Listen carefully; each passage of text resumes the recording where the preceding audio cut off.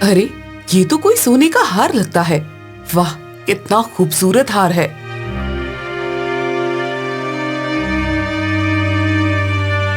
महाराज, ऐसा हार तो आपने मुझे कभी नहीं दिया। आज किस्मत ने मुझे ये उपहार दिया है। नहीं रानी नहीं, देखो संभाल के, उसे छुइएगा मत। इतने घोर जंगल में ये हार, मुझे तो कुछ गड़बड़ लगता है रानी। हमें जल्द से जल्द इस जंगल से निकल जाना चाहिए। आप भी ना महाराज, इतने बड़े चंदनगढ़ के राजा होकर भी अपने ही राज्य के जंगल से डर रहे हैं। राजा के मना करने के बाद भी रानी उस हार को उठा लेती है और उसे गले में पहन लेती है। तभी वहाँ अचानक, माया मोह के जंगल में आपका स्वागत है महाराज। क्या कहा तुमने? माया मोह की जंगल? ये मेरा राज्य है, मेरा वन है। यहाँ कब से माया और मोह का जंगल बन गया है? कौन हो तुम? बाहर आओ।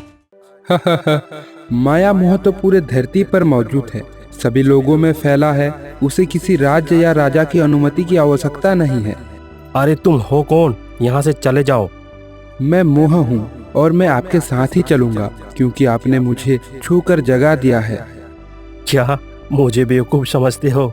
ऐसा नहीं हो सकता। देखो, तुम्हें ये मजाक बहुत महंगा पड़ेगा। माया मोह के जंजाल से आज तक कोई नहीं बच पाया है महाराज, स्वयं आप भी नहीं। तभी तो आपने इतने बड़े राज्य के राजा होने के बावजूद जमीन पर पड़े अनजाने सोने के हार को ही उठा लिया है। देखिए, आप जो भी हो, कृपया हमें माफ करो और ये अपना हार वापस ले जाओ। ऐसी गलती कभी मत करना रानी। अगर आपने इसे गले से उतारा तो आप पत्थर के बन जाएंगे। इसके अलावा अगर इस हार की तारीफ जो भी करेगा वह भी पत्थर का हो जाएगा। हे मोह, देखो मैं आपसे विनती करता हूँ, इसे श्रापित हार को वापस ले जाओ। मुझे नहीं चाहिए ऐसा हार, मैं अभी इसे फेंक देती हूँ। रानी ने जैसे ही गले से उस हार को निकाला, वो तुरंत ही पत्थर में बदल जाती है। अरे देखो तो, हे भगवान, ये रानी को क्या हुआ? ये तो पत्थर बन गई। मैंने तो पहले ही आपको कहा था महाराज, अब आपकी मर्जी। राजा ने उस हार को उठाकर रानी के गले में डाल दिया और रानी फिर से इंसानी रूप में आ जाती है। अरे सच में, ये तो श्रापित सोने की हार है। हम इस मुसीबत को कैसे दूर कर सकते हैं? हे मोह, हमें कोई रास्ता दिखाओ। इस समस्या का समाधान भी आप ही के भीतर है महाराज। ये आप पर निर्भर करता है कि आप माया मोह को कैसे दूर कर सकते हैं। निराश होकर राजा और रानी दोनों मायावी जंगल से जाने की कोशिश करते हैं कि तभी, अरे ये क्या? ये हिरणी तो अभी जिंदा थी, ये अचानक कैसे मर गई? उसका बच्चा तो अनाथ हो गया। हे भगवान, काश मेरे पास ऐसी कोई शक्ति होता कि मैं किसी मरे हुए जीव को भी जिंदा कर पाता। हा हा हा हा हा हा। अरे ये कौन हंस रहा है? सामने आओ, देखो हम बहुत परेशान हैं और हमें परेशान मत करो, वरना अंजाम बहुत बुरा होगा। माया राजा माया, मैं हूँ माया और आपने मुझे पहचानने में बड़ी गलती कर दी। अरे हम इस माया और मोह के जंगल में आकर फंस गए हैं।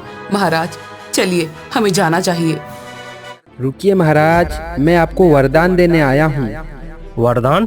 कैसा वरदान? महाराज, आपने कहा था कि शायद आपके पास एक ऐसी शक्ति होती कि आप मरे हुए जीव को भी जिंदा कर पाते। हाँ हाँ हाँ, मैंने अभी अभी ऐसा ही कहा था। मुझे चाहिए ऐसा वरदान। क्या तुम मुझे ऐसे वरदान दे सकते हो? ये लीजिए महाराज, मैं आपको वह वरदान दे रहा हूँ।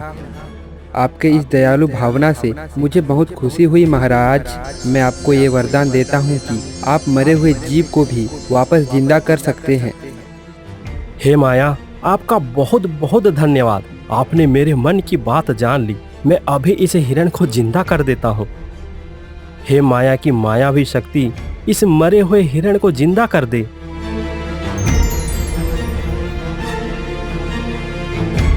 वाह, देखो तो यह तो कमाल हो गया। अब मैं किसी भी मरे हुए इंसान को भी जिंदा कर सकता हूँ। नहीं महाराज, आप ऐसी गलती नहीं कर सकते।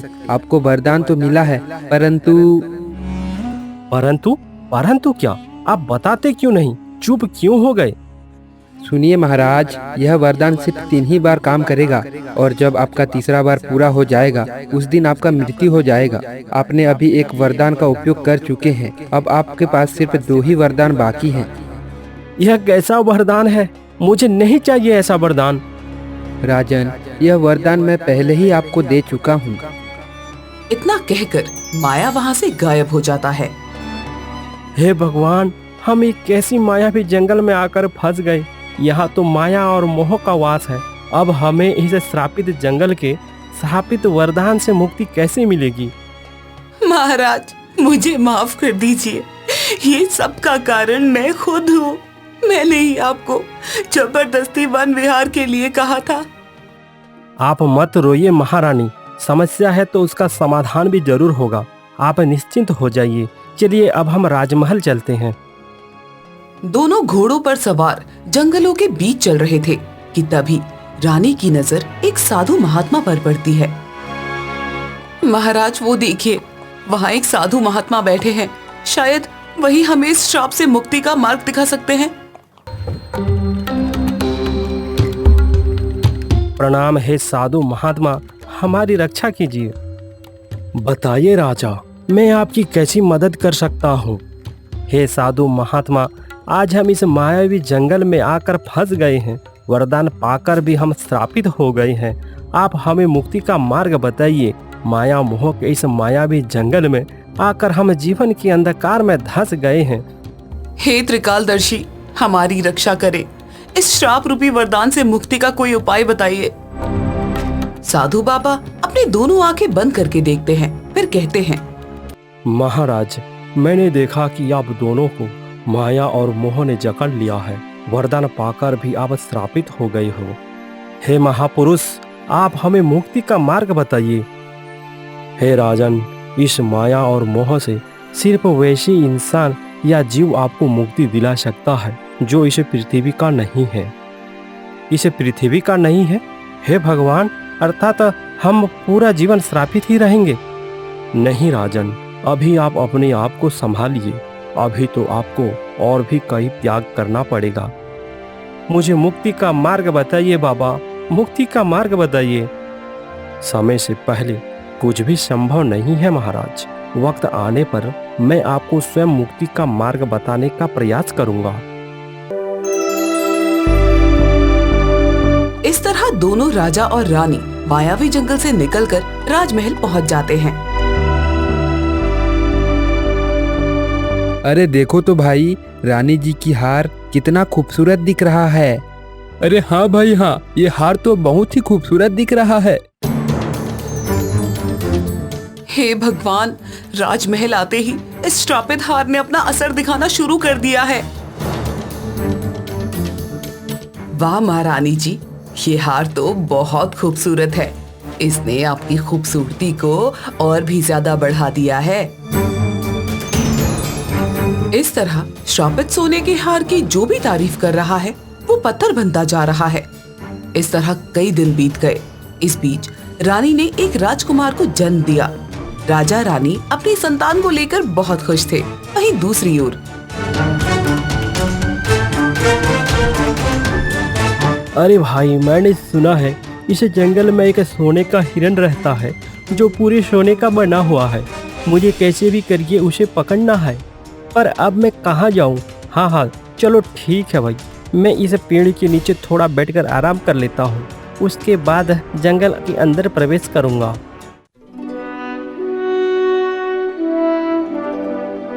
महाराज, मेरे बेटे की रक्षा कीजिए महाराज। किसी अनजान रोग ने मेरे बेटे की जान ले लिया है। महाराज, मेरे बेटे को बचा लीजिए। मैं आपके आगे हाथ जोड़ता हूँ महाराज।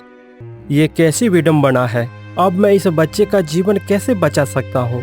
मेरे पास तो जीवन बचाने का सिर्फ 2 ही वरदान बाकी रह गया है। मैं एक राजा हूँ, मेरे प्रजा की रक्षा करना भी तो मेरा धर्म ही है। मुझे इस बच्चे का जीवन को बचाना ही पड़ेगा।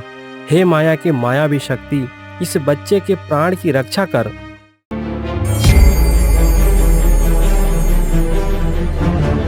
इस तरह दिन गुजरते गए। राजा का पुत्र राजकुमार अब बड़ा हो गया है। वहीं श्रापित हार के चलते राज्य के कई लोग पत्थर बन गए थे। महाराज, उन बाबा की बातें आपको याद है ना? महारानी, बाबा के बताए अनुसार मैं उसी का ही खोज कर ही रहा हूँ, पर कहीं कोई खबर ही नहीं। मुझे वापस उसी मायावी जंगल में जाना होगा। नहीं नहीं महाराज, मैं आपको उस जंगल में वापस जाने नहीं दूंगी। राजा और रानी दोनों आपस में बात कर ही रहे होते हैं कि तभी एक सैनिक भागते हुए राजा के पास आकर कहता है, महाराज महाराज, अनर्थ हो गया महाराज। राजकुमार को किसी जहरीले सांप ने काट लिया है। राजा और रानी दोनों ही खबर सुनकर बगीचे की ओर दौड़ते हैं। उन्होंने देखा कि राजकुमार की मौत हो चुकी है। अब वो इस दुनिया में नहीं रहा। हे भगवान, यह मैं क्या देख रहा हूँ? आज मेरा ही राजकुमार मेरी आंखों के सामने मृत पड़ा है। हे प्रभु, तू मुझे किस जन्म का सजा दे रहा है? हे भगवान, ये तूने क्या कर दिया? मेरा तो एक ही सहारा था, तूने उसे भी छीन लिया। अब इस जीवन का क्या फायदा? रानी बहुत दुखी हो जाती है। वो अपने गले के श्रापित हार को उतारकर फेंकने ही वाली थी कि तभी राजा ने उसे रोक दिया। नहीं महाराज, नहीं। जब तक मेरा राजकुमार जिंदा नहीं हो जाता, तब तक मुझे पत्थर ही बने रहने दीजिएगा। आप अपने वरदान का उपयोग क्यों नहीं करते? रानी, आप समझती क्यों नहीं? मेरे पास केवल एक ही वरदान है। तो क्या हुआ? एक माता पिता के लिए उसका संतान ही सब कुछ होता है, और अब भी आपको एक वरदान की चिंता है। बेशक रानी, एक माता पिता का सब कुछ उसका संतान ही होता है, लेकिन एक राजा का सब कुछ उसी का प्रजा होता है। एक बात ध्यान से सुन लीजिए महाराज, मुझे तब तक वापस जिंदा मत कीजिएगा जब तक मेरा बच्चा जिंदा ना हो जाए। तब तक मुझे पत्थर ही बने रहने दीजिएगा। इतना कहकर रानी फिर से हार को उतारकर नीचे फेंक देती है और दोबारा पत्थर बन जाती है। राजा अपने मृत राजकुमार और उस श्रापित हार को लेकर मुक्ति की तलाश में उसी मायावी जंगल को जाता है।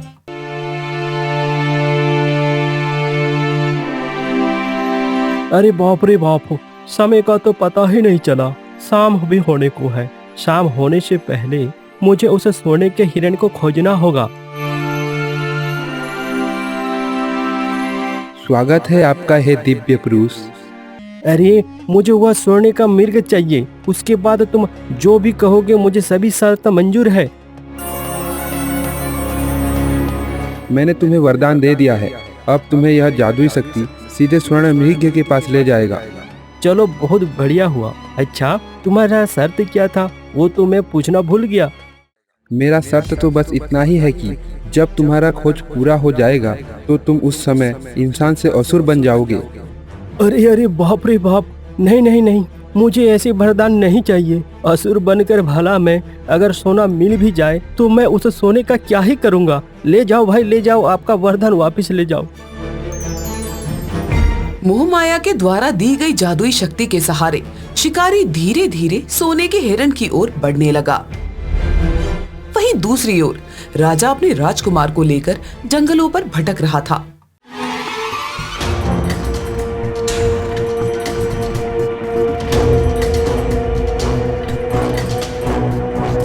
अरे अरे देखो तो, इतनी घने जंगल के अंदर यह कौन इधर चला आ रहा है? लगता है यह इस जंगल का रहने वाला कोई होगा। चलो मैं इसी को ही पूछ लेता हूँ। अरे भाई जरा सुनो, क्या तुम मुझे एक ऐसी चीज़ के बारे में बता सकते हो जो इस दुनिया का नहीं है फिर भी इसी जंगल में है? अरे ये राजा कोई पागल है क्या? ये किसके बारे में पूछ रहा है? देखो भाई, अगर तुम्हें पता है तो मुझे बता दो, राजकुमार का जान बच जाएगा। राजा जी, अगर मैं आपको पता बता दूं तो आपके पुत्र का तो जान बच जाएगा। मुझे क्या मिलेगा? मैं तुम्हें मुंह मांगे इनाम दूंगा। तुम जो चाहे वह मांग लो। 100 स्वर्ण मुद्राओं से भरा घड़ा मैं तुम्हें दूंगा। इस जंगल का आधा हिस्सा मैं तुम्हें दूंगा। तुम कहो तो मेरे राज्य का आधा हिस्सा तुम्हें दे दूं। बताओ तुम्हें क्या चाहिए। हाँ हाँ हाँ ठीक है महाराज, जब आप इतना कुछ दे ही रहे हैं तो चलिए मेरे साथ चलिए, मैं आपको ऐसी चीज के पास ले जाऊंगा जो इस दुनिया का नहीं है। राजा और शिकारी दोनों आगे बढ़ते चले गए।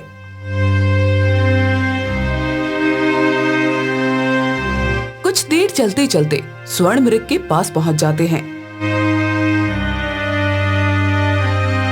अरे यह तो एक बड़ा दुर्लभ दृश्य है। देखो तो, ये तो कोई स्वर्ण मृग है जो कि इस दुनिया में हो ही नहीं सकता। जरूर जरूर ये स्वर्ण मृग मेरे बेटे के जान को बचा सकता है। हे स्वर्ण मृग, कृपया मेरा निर्दोष बालक की जान बचाइए। मैं चंद्रगढ़ का राजा सचदेव आपके शरण पर आया हूँ। राजा की विनती सुनकर स्वर्ण मृग अपना सिर हिलाता है। तभी उस वक्त शिकारी एक राक्षस के रूप में बदल जाता है। हा हा हा, अरे वाह, तो यही है स्वर्ण मृग। सच में इसका पूरा शरीर तो सोने के समान दिख रहा है।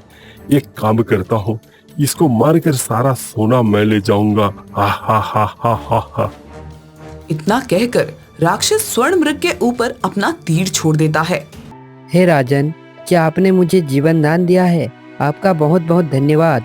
मैं सदा आपकी ऋणी रहूंगी। बोलिए महाराज, मैं आपकी क्या मदद कर सकती हूँ? हे स्वर्ण मृग, मुझे आपकी मदद चाहिए। मेरा राज्य श्रापित हो गया है।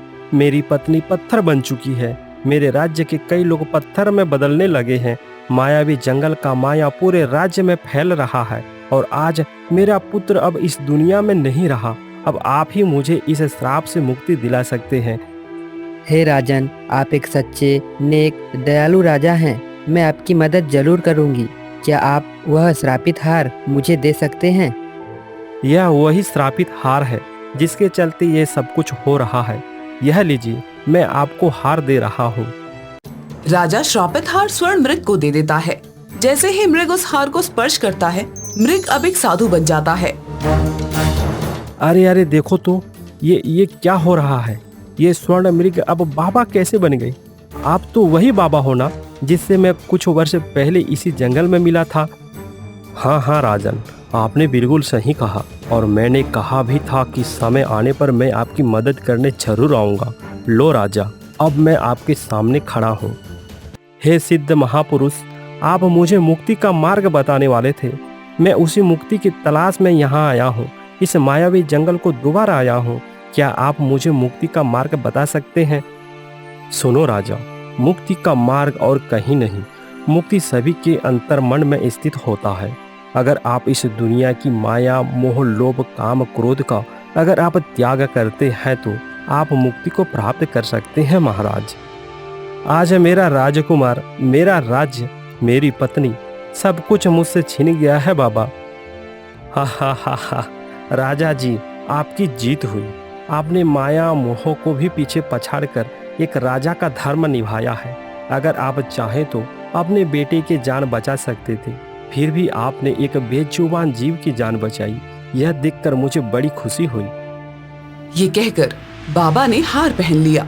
बाबा के हार पहनते ही श्राप खंडित हो गया और वो श्रापित हार टूटकर गायब हो गया। इस तरह माया मोह का जादू समाप्त हो जाता है।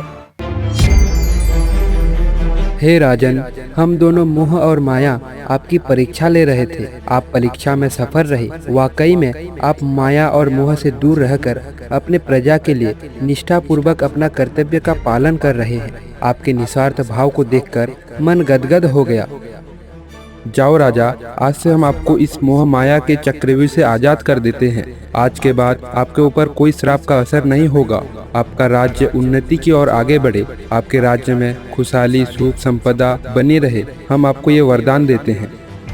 इतना कहकर माया और मोह हमेशा हमेशा के लिए राजा सचदेव के राज्य को छोड़कर चले जाते हैं। राज्य में जितने भी लोग पत्थर बन गए थे, रानी समेत सभी लोग अब इंसानी रूप में आ गए। राजकुमार भी जिंदा हो गया।